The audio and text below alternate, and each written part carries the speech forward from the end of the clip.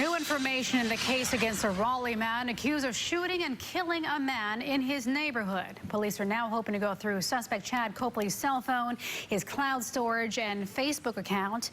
Authorities also want the same data from the victim, 20-year-old Corin Rodney Thomas. Police believe these items may contain information about that August 7th night when Thomas was shot and killed.